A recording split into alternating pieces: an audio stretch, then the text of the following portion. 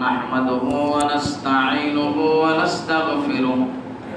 ونؤمن به ونتوكل عليه ونعوذ بالله من شرور أنفسنا ومن سيئات أعمالنا من يهده الله فلا مضل له ومن يضلل فلا هادي له وأشهد أن لا إله إلا الله وحده لا شريك له وأشهد أن محمدا عبده ورسوله أما بعد فإن خير الحديث كتاب الله وخير الهدي هدي محمد صلى الله عليه وسلم وشر الأمور محدثاتها وكل محدثة بدعة وكل بدعة ضلالة وكل ضلالة في النار فأعوذ بالله السميع العليم من الشيطان الرجيم بسم الله الرحمن الرحيم قاف والقرآن المجيد بل عجبوا أن جاءهم منذر منهم فقال الكافرون هذا شيء عجيب أإذا متنا وكنا ترابا ذلك رجع بعيد قد علمنا ما تنقص الأرض منهم وعندنا كتاب حفيظ بل كذبوا بالحق لما جاءهم فهم في أمر مريج أفلم ينظروا إلى السماء فوقهم كيف بنيناها وزيناها وما لها من فروج والأرض مددناها وألقينا فيها رواسي وأنبتنا فيها من كل زوج بهيج تبصرة وذكرى لكل عبد منيب ونزلنا من السماء ماء مباركا فأنبتنا به جنات وحب الحصيد والنخل باسقات لها طلع نضيد رزقا للعباد وأحيينا به بلدة ميتا كذلك الخروج كذبت قبلهم قوم نوح وأصحاب الرس وثمود وعاد وفرعون وإخوان لوط وأصحاب الأيكة وقوم تبع كل كذب الرسل فحق وعيد أفأعينا بالخلق الأول بل هم في لبس من خلق جديد وقال الله تعالى في مقام آخر أعوذ بالله من الشيطان الرجيم بسم الله الرحمن الرحيم قل إن كنتم تحبون الله فاتبعوني يحببكم الله ويغفر لكم ذنوبكم والله غفور رحيم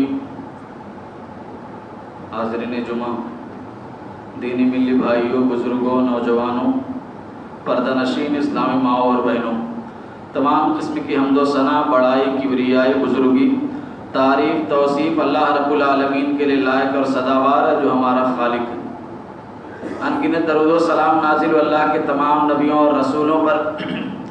خاص طور پر آخری نبی جناب محمد الرسول اللہ صلی اللہ علیہ وسلم پر۔ اللہم صلی علی محمد وعلی آل محمد کما صلیت علی ابراہیم وعلی آل ابراہیم انکا حمید مجید۔ اللہم بارک علی محمد وعلی آل محمد کما بارکت علی ابراہیم وعلی آل ابراہیم انکا حمید مجید۔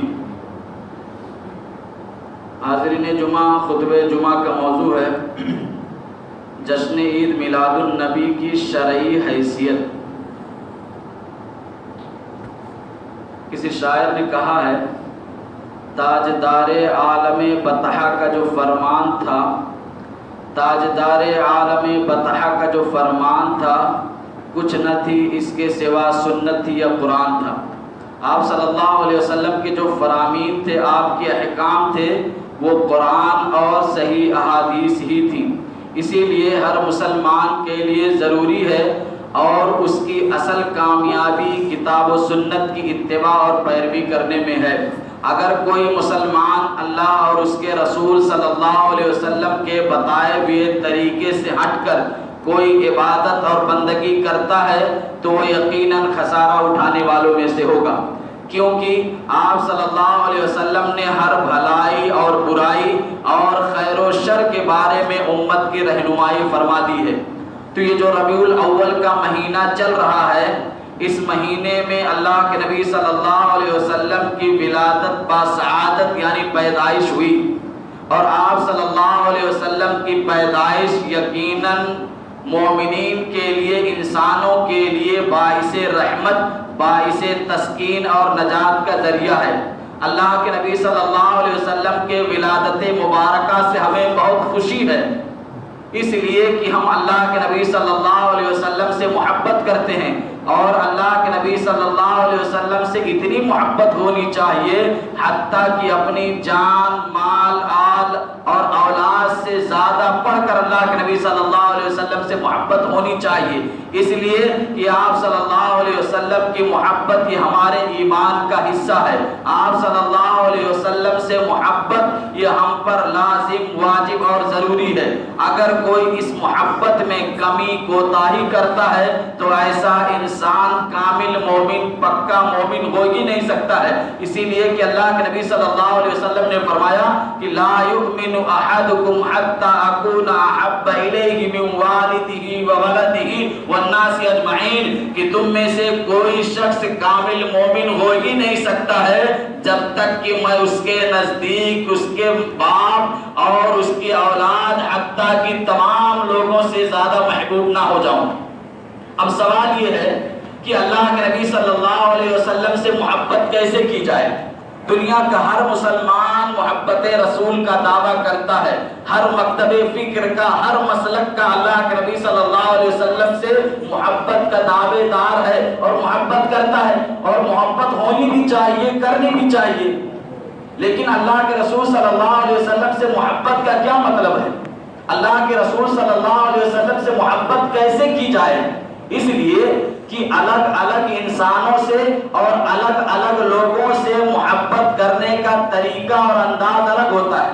والدین سے محبت کا طریقہ الگ ہے، اولاد سے محبت کا طریقہ الگ ہے، بیوی سے محبت کا انداز اور طریقہ الگ ہے، اللہ سے اور اس کے رسول صلی اللہ علیہ وسلم سے محبت کا طریقہ اور انداز الگ ہے۔ تو کیسے اللہ کے رسول صلی اللہ علیہ وسلم سے محبت کی جائے؟ محبت رسول کا کیا مطلب ہے؟ میرے بھائیوں، محبت رسول کا مطلب یہ ہے کہ آپ صلی اللہ علیہ وسلم کی اتباع کی جائے، آپ کی پیروی کی جائے، آپ کی ہر بات مانی جائے، آپ کے ہر حکم پہ عمل کیا جائے، آپ نے جن چیزوں سے منع کیا ہے اس سے بچا جائے، یہ محبت رسول ہے۔ اسی لیے اللہ رب العالمین نے فرمایا کہ قل ان کنتم تحبون اللہ فاتبعونی یحببکم اللہ ویغفر لکم ذنوبکم۔ اے اللہ کے نبی صلی اللہ علیہ وسلم آپ کہہ دیجئے کہ اگر تم اللہ رب العالمین سے محبت کرنے والے ہو تو فاتبعونی، تو تم میری اتباع کرو، اس کے ذریعے سے یحببکم اللہ، اللہ رب العالمین تمہیں اپنا محبوب بنا لے گا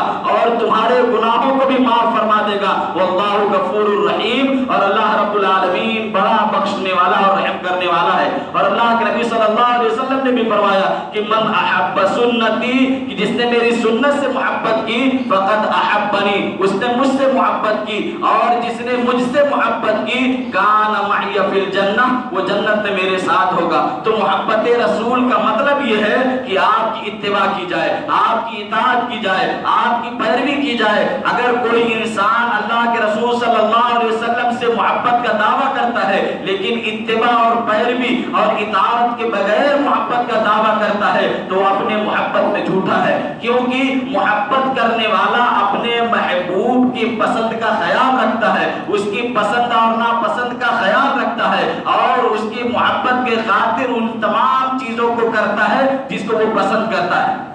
تو محبت رسول کا مطلب یہ ہے کہ اللہ کے نبی صلی اللہ علیہ وسلم کی اتباع اور پیروی کی جائے۔ دیکھو ابھی بات ہوئی کہ اللہ کے نبی صلی اللہ علیہ وسلم کی ولادت مبارکہ سے ہمیں بہت خوشی ہے، ہم نے سنی یہ بات۔ تو جب یہ بات ہے کہ ہم کو آپ صلی اللہ علیہ وسلم کی ولادت مبارکہ سے خوشی ہے تو ہمیں میلاد کیوں نہیں مناتے؟ ہمیں میلاد بھی منانا چاہیے۔ اس میں سمجھنے کی بات یہ ہے کہ دیکھو خوش ہونا الگ ہے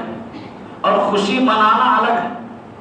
آپ کے ہاں اگر بچے کی پیدائش ہوئی ہے، اللہ رب العالمین نے آپ کو لڑکے یا لڑکی سے نوازا ہے، تو آپ کے ہاں اولاد کی پیدائش ہوئی تو آپ خوش ہو گئے، خوش ہونا جائز ہے۔ لیکن اگر آپ کے یہاں لڑکے یا لڑکی کی پیدائش ہوئی اور آپ خوش ہو کر اس کا برتھ ڈے مناتے ہیں اور سیلیبریٹ کرتے ہیں، یہ جائز اور درست نہیں ہے۔ تو خوش ہونا الگ ہے اور خوشی منانا الگ ہے۔ تو اللہ کے نبی صلی اللہ علیہ وسلم کی ولادت مبارکہ سے ہمیں بہت خوشی ہے، لیکن اس خوشی کو ہر سال سیلیبریٹ کرنا اور جشن میلاد منانا یہ بات جائز اور درست نہیں ہے۔ اس لیے کہ اللہ کے نبی صلی اللہ علیہ وسلم نے نہ جشن میلاد منایا اور نہ ہی آپ صلی اللہ علیہ وسلم نے منانے کا حکم دیا۔ اسلام میں کسی کا برتھ ڈے اور جنم دن منانے کا کوئی تصور نہیں ہے، کیونکہ آپ صلی اللہ علیہ وسلم کی 4 بیٹیاں پیدا ہوئی، بیٹے بھی پیدا ہوئے، مگر آپ صلی اللہ علیہ وسلم نے کسی کا برتھ ڈے، کسی کا جنم دن، عید میلاد نہیں منایا، بلکہ آپ صلی اللہ علیہ وسلم نے اپنی ولادت باسعادت پر کبھی بھی کسی بھی سال ربیع الاول میں جشن میلاد نہیں منایا۔ اور آپ صلی اللہ علیہ وسلم کو نبوت ملنے کے بعد آپ کی زندگی میں یہ دن، یہ مہینہ، یہ سال کم و بیش 23 مرتبہ آیا، 23 مرتبہ آیا، مگر آپ صلی اللہ علیہ وسلم نے کسی سال جشن نہیں منایا اور نہ ہی اس کے لیے کوئی خاص محفل قائم کی۔ آپ صلی اللہ علیہ وسلم کی وفات کے بعد یہ دن حضرت ابوبکر صدیق رضی اللہ تعالیٰ کے دور خلافت میں 2 مرتبہ آیا، حضرت عمر فاروق رضی اللہ تعالیٰ کی خلافت میں 11 مرتبہ آیا، داماد رسول حضرت عثمان غنی رضی اللہ تعالیٰ کی خلافت میں 12 مرتبہ آیا، داماد رسول حضرت علی بن ابی طالب رضی اللہ تعالیٰ کی دور خلافت میں 5 مرتبہ آیا، حضرت معاویہ بن حکم رضی اللہ تعالیٰ کے دور خلافت میں یہ سال، یہ مہینہ گویا کی 20 مرتبہ آیا، اور آخری صحابی ابو طفیل رضی اللہ تعالیٰ کی وفات تک یہ دن کئی مرتبہ آیا، لیکن کسی صحابی نے اس دن جشن میلاد نہیں منایا۔ اسی لیے حضرت حذیفہ رضی اللہ تعالیٰ کہتے ہیں کہ کل عبادت لم یتعبدها اصحاب رسول اللہ صلی اللہ علیہ وسلم، کہ ہر وہ عبادت کا کام جس کو اللہ کے نبی صلی اللہ علیہ وسلم کے صحابہ کرام نے نہیں کیا ہو، تم بھی ان کاموں کو نہ کرو، اس لیے کہ اگلے لوگوں نے آنے والے لوگوں کے لیے کوئی کسر نہیں چھوڑی ہے۔ تو صحابہ کرام کے بعد تابعین اور تبع تابعین رحمت اللہ علیہم اجمعین کے زمانے میں یہ دن کئی مرتبہ آیا، لیکن کسی صحابی اور تابعین نے اور تبع تابعین ائمہ دین نے اس دن کو اللہ کے نبی صلی اللہ علیہ وسلم کے میلاد تصور کر کے جشن نہیں منایا ہے۔ اور یہ بات میں اپنی طرف سے نہیں کہہ رہا ہوں، بلکہ اس بات کا اعتراف وہ خود کرتے ہیں۔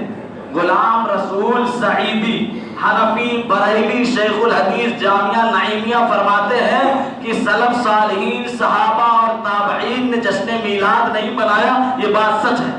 یہ بات خود وہ بیان کرتے ہیں کہ یہ بات سچ ہے، بلکہ یہ بدعت 7ویں صدی میں 625 ہجری کے اندر موصل کے قریبی شہر اربیل کے گورنر ملک مظفر ابو سعید کوکبری نے ایجاد کی، اور یہ بادشاہ فضول خرچی کرنے والا، بد اخلاق اور اسی طرح سے ناچ گانوں کو پسند کرنے والا تھا۔ اسی زمانے میں ایک کذاب اور جھوٹا آدمی تھا جو حدیثیں کرتا تھا، اس کو معلوم تھا کہ یہ بادشاہ عید میلاد النبی کا دلدادہ ہے، چنانچہ اس جھوٹے اور کذاب آدمی جو جھوٹی حدیثیں کرتا تھا، جس کا نام ابو الخطاب دحیہ ہے، اس نے ایک میلاد پر ایک کتاب لکھی جس کا نام التنویر فی مولد البشیر والنذیر لکھی، اور اس کتاب کو بادشاہ کے سامنے پیش کیا، جس کی بنا پر ابو الخطاب ابن دحیہ کو 1000 سونے کے سکے ملے،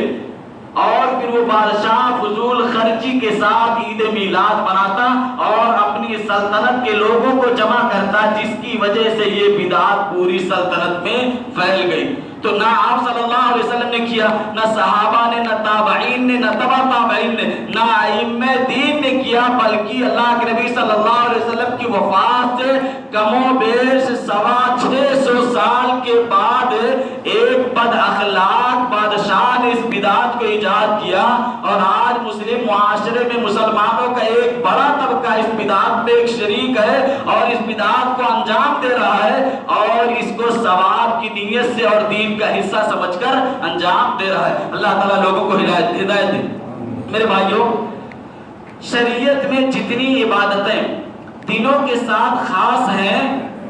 ان دنوں کے تعین اور خاص کرنے میں کوئی شک بھی نہیں۔ مثلا خطبہ جمعہ جو ہے وہ عبادت ہے، خطبہ جمعہ یہ عبادت ہے، اور یہ جمعہ کے دن ہی خاص ہے۔ شریعت نے اس دن کی وضاحت بھی کر دی ہے اور اس کے تعین کرنے میں کسی کو شک بھی نہیں ہے۔ تو اب جو ربیع الاول کا مہینہ چل رہا ہے جس میں میلاد النبی کا جشن منایا جاتا ہے، تو میلاد منانے سے پہلے یہ طے کرنا ضروری ہے کہ اللہ کے نبی صلی اللہ علیہ وسلم کی ولادت باسعادت کب ہوئی ہے اور آپ صلی اللہ علیہ وسلم کی وفات کب ہوئی ہے، اس لیے کہ کہیں ایسا نہ ہو کہ آپ وفات والے دن جشن میلاد منانے کا دانستہ جرم تو نہیں کرتے آ رہے ہو، جانے اور انجانے میں آپ وفات والے دن خوشیاں منا رہے ہو۔ تو آدمی کو منانے سے پہلے طے کرنا چاہیے۔ لیکن اس بات پر سب کا اتفاق ہے کہ آپ صلی اللہ علیہ وسلم کی وفات 12 ربیع الاول کو ہوئی، اس پر سب کا اتفاق ہے۔ لیکن آپ صلی اللہ علیہ وسلم کی تاریخ ولادت اور پیدائش میں اختلاف ہے۔ علماء، محدثین، مفسرین، مورخین اور سیرت نگاروں کے ہاں کئی اختلافات ہیں۔ بعض لوگوں نے کہا کہ اللہ کے نبی صلی اللہ علیہ وسلم کی ولادت یہ 2 ربیع الاول کو ہوئی، اور بعض لوگوں نے کہا کہ آپ کی ولادت یہ 8 ربیع الاول کو ہوئی، اور یہ بات 8 ربیع الاول والے یہ امام احمد رضا خان بریلوی فرماتے ہیں، ان کی تحقیق کے مطابق اللہ کے نبی صلی اللہ علیہ وسلم کی پیدائش 8 ربیع الاول کو ہوئی۔ بعض نے کہا کہ 9 اور بعض نے کہا 12، بعض نے 17 اور 17 کہنے والے یہ شیعہ حضرات ہیں۔ اسی طرح سے بعض نے کہا کہ 18 اور بعض نے کہا کہ 22 ربیع الاول کو اللہ کے نبی صلی اللہ علیہ وسلم کی ولادت ہوئی۔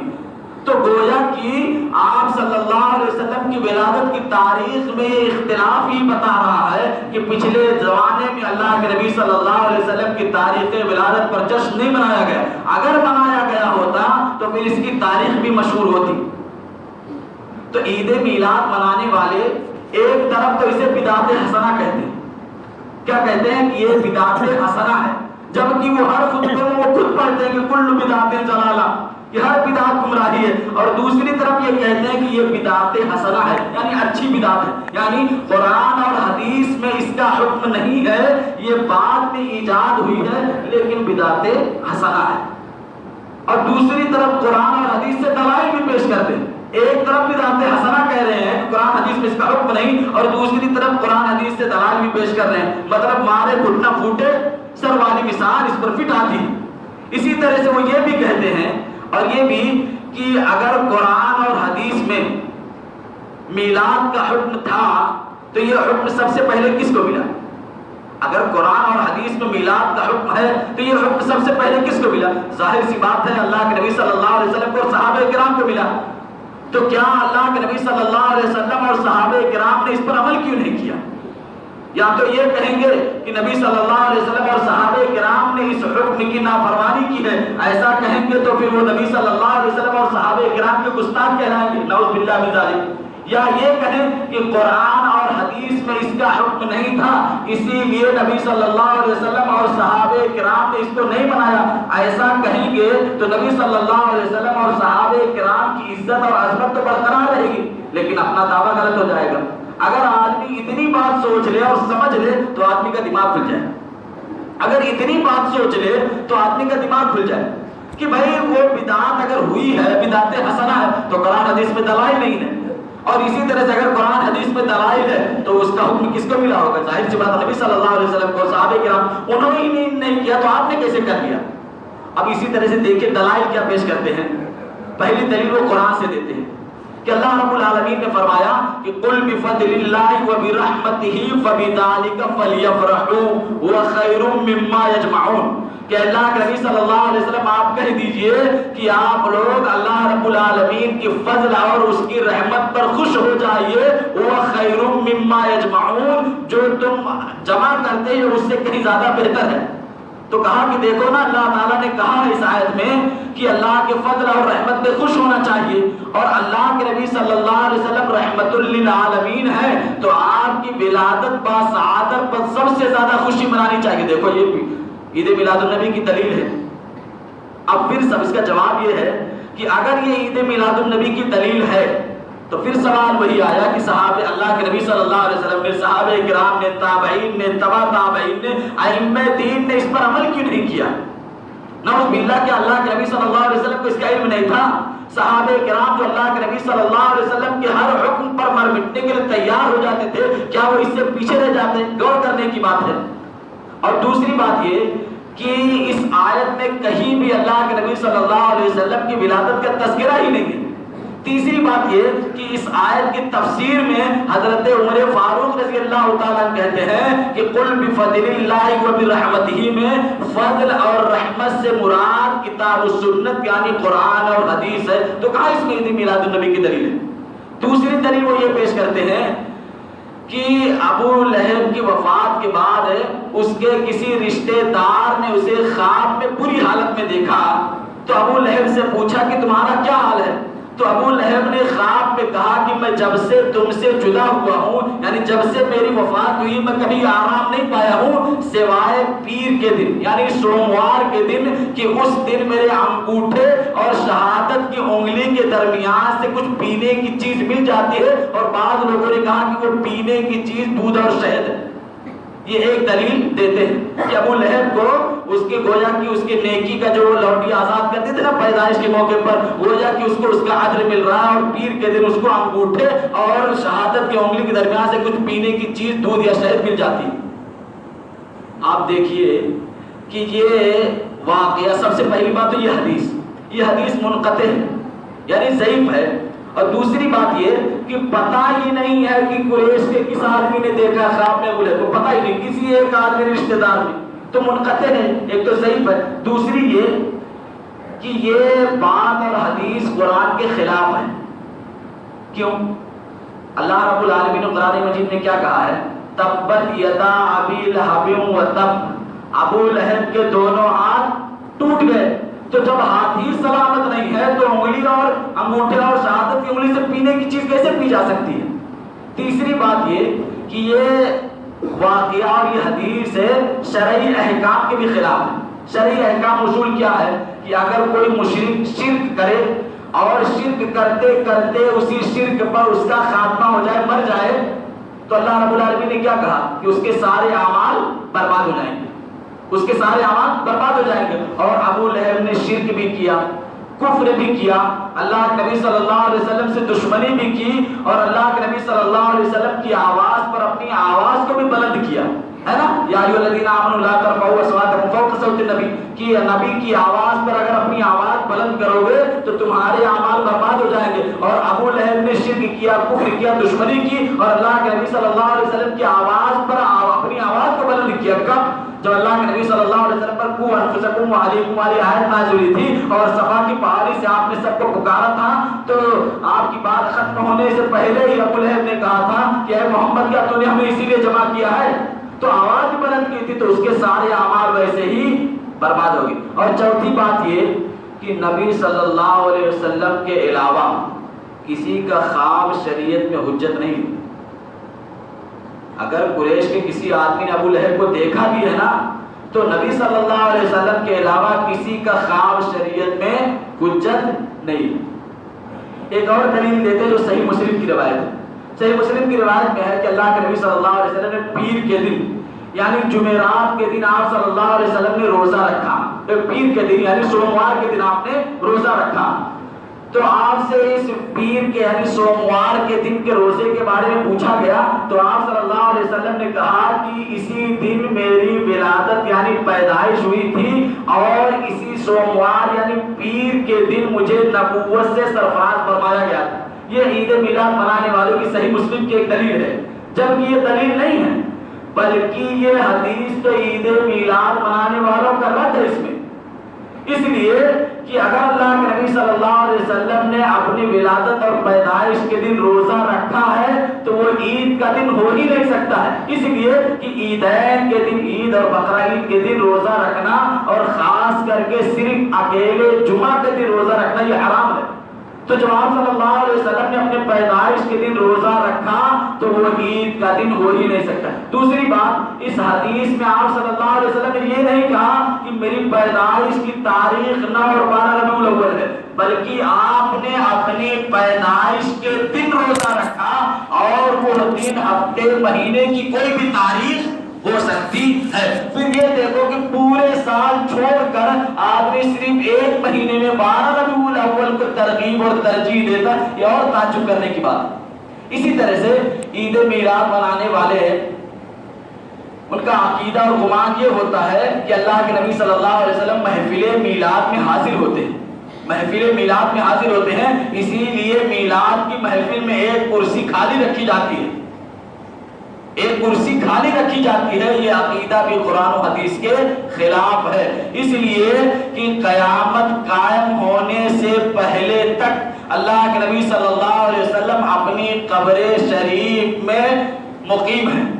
اور جب تک قیامت قائم نہیں ہوگی تب تک اللہ کے نبی صلی اللہ علیہ وسلم اپنے قبر مبارک ہی میں رہیں گے۔ بات میں نہیں کہہ رہا ہوں، بلکہ اللہ رب العالمین کی کتاب قرآن مجید کہہ رہی۔ اللہ رب العالمین نے فرمایا ثم انکم بعد ذلک لمیتون، اس کے بعد تم سب مرنے والے ہو، ثم انکم یوم القیامت تبعثون، پھر قیامت کے دن تم سب دوبارہ زندہ کیے جاؤ گے۔ اور اللہ کے نبی صلی اللہ علیہ وسلم نے بھی یہی بات فرمائی کہ انا سید ولد آدم، کہ میں قیامت کے دن اولاد آدم کا سردار رہوں گا، سب سے پہلے میری قبر پھٹے گی، وہ اول شافعین، سب سے پہلے میں شفاعت کروں گا، وہ اول مشفعین، اور سب سے پہلے میری سفارش قبول کی جائے گی۔ تو اللہ کی یہ آیت اور حدیث بتا رہی ہے کہ اللہ کے نبی صلی اللہ علیہ وسلم اور آپ کے علاوہ دنیا کے تمام مردے قیامت تک اپنی قبر میں رہیں گے اور بروز قیامت اپنی قبر سے نکلیں گے۔ اسی طرح سے عید میلاد منانے والوں کا یہ بھی عقیدہ ہوتا ہے کہ اللہ کے نبی صلی اللہ علیہ وسلم ابھی محفل میلاد میں حاضر ہوں گے، اور وہ اچانک اللہ کے نبی صلی اللہ علیہ وسلم کے استقبال کے لیے کھڑے ہو جاتے ہیں،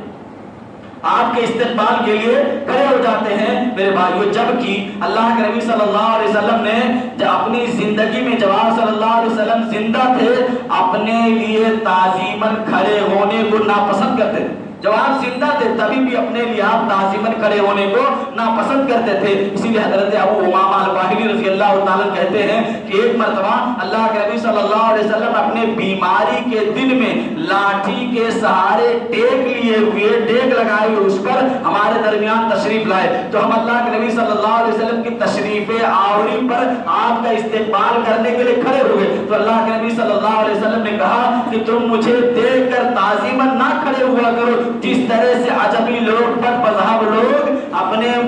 مثل انسانوں کی تعظیم کے لیے کھڑے ہو جاتے ہیں، بلکہ اللہ کے نبی صلی اللہ علیہ وسلم کو یہ بات ناپسند تھی کہ صحابہ کرام آپ کی تعظیم اور استقبال کے لیے کھڑے ہو جائیں۔ اسی لیے صحابہ کرام آپ صلی اللہ علیہ وسلم سے حد درجہ محبت کرنے کے باوجود آپ کے استقبال کے لیے کھڑے نہیں ہوتے تھے۔ وہ جانتے تھے کہ اللہ کے رسول اس کو ناپسند کرتے ہیں، بلکہ اللہ کے نبی صلی اللہ علیہ وسلم نے کہا کہ جس کو یہ بات پسند ہو کہ لوگ اس کی تعظیم کے لیے کھڑے ہو جائیں، فَلْيَتَبَوَّأْ مَقْعَدَهُ مِنَ النَّارِ، اس کو چاہیے کہ اپنا ٹھکانہ جہنم میں بنا لے۔ آخری بات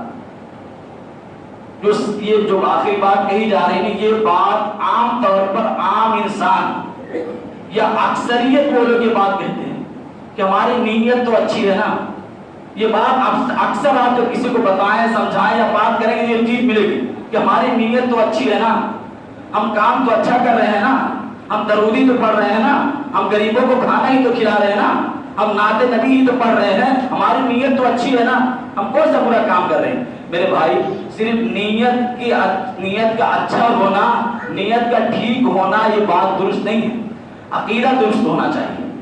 عقیدہ درست ہونا چاہیے اور خلوص ہونا چاہیے، اور اسی طرح سے وہ عمل سنت رسول کے مطابق ہونا چاہیے۔ آپ دیکھیے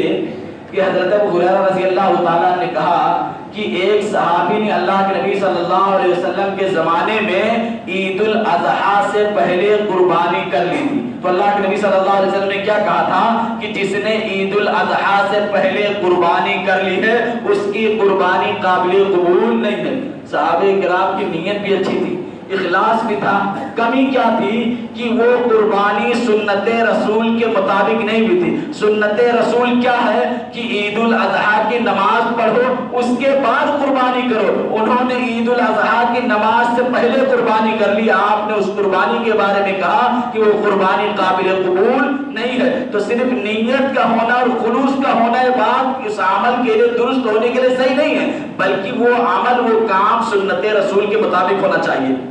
صرف نیت کا اچھی ہونا یہ درست نہیں ہے۔ اسی طرح سے